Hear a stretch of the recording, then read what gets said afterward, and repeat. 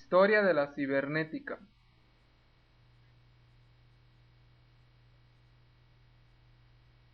Cibernética, del griego kybernetik, piloto o timonel, es un término que significa el arte de gobernar, utilizado por primera vez en 1834 por Henri-Marie Ampère.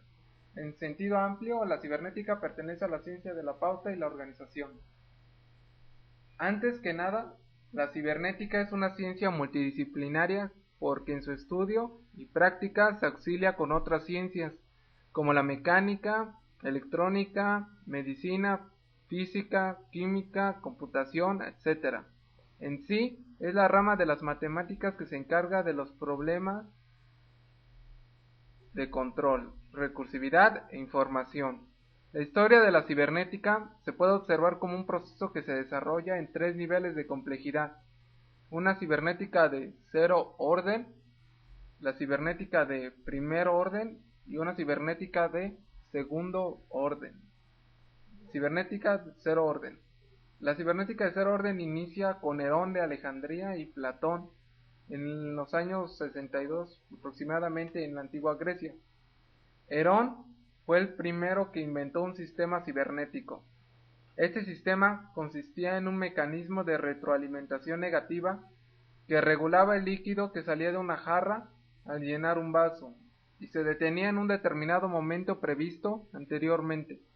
El sistema de autorregulación se aplicó ya en ese entonces, pero no hubo desarrollos teóricos o reflexiones a ese aspecto, y Platón por sus leyes para significar la gestión de las personas. De ahí la definición de cibernética. Son las únicas aportaciones del orden cero. Cibernética, primer orden.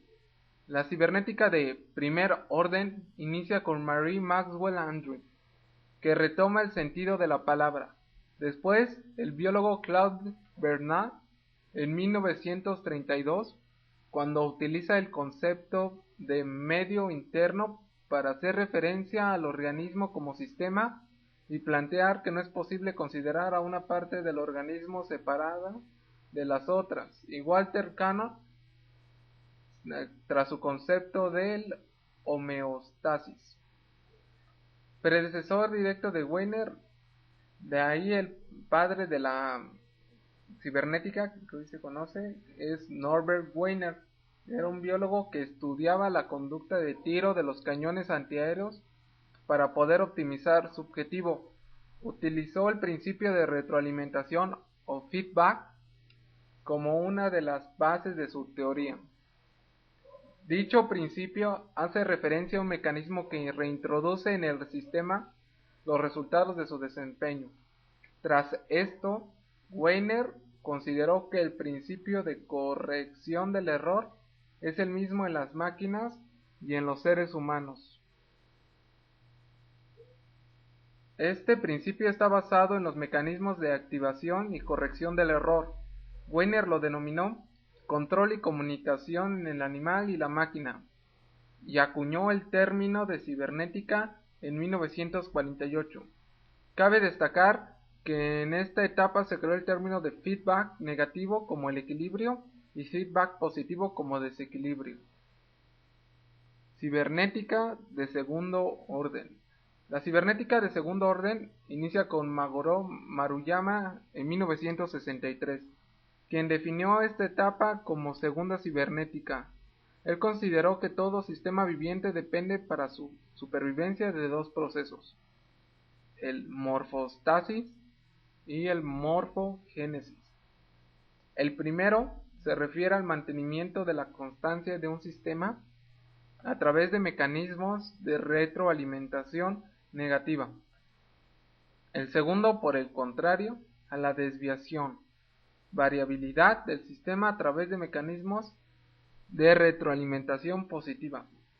Los nuevos desarrollos de la física cuántica, los aportes del filósofo Ludwig Wittgenstein, del neurofisiólogo Warren McCulloch, del físico cibernetista, biomatemático y filósofo Heinz von Foerster, y los biólogos chileno Humberto Maturana y Francisco Varela, constituyen los pilares sobre los que se ha configurado el territorio de la cibernética de segundo orden.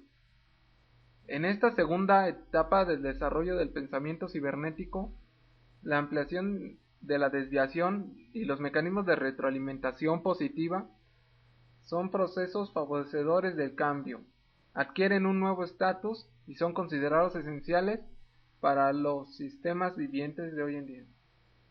Más que nada en la etapa del segundo orden se caracterizó porque hubo muchas aportaciones de diferentes científicos, biólogos, hasta organizaciones incluso, y se sentaron las bases de lo que hoy en día es la cibernética.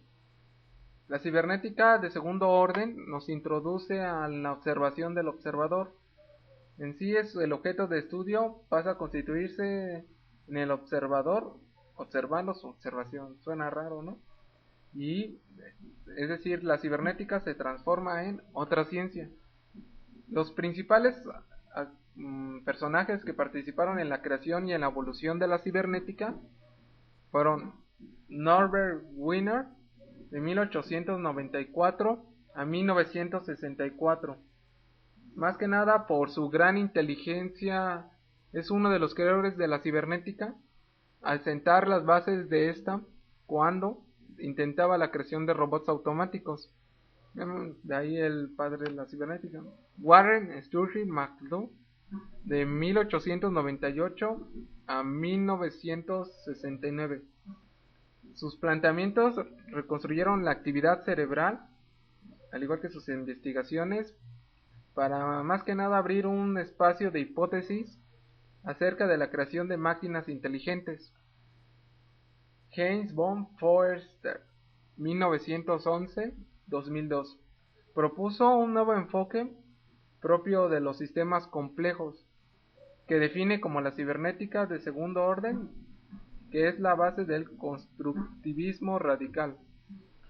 Gregory Bateson de 1904 a 1980, tras su comunicación, redobla su valor como instrumento de comprensión e intervención sobre la realidad en sus múltiples proyecciones.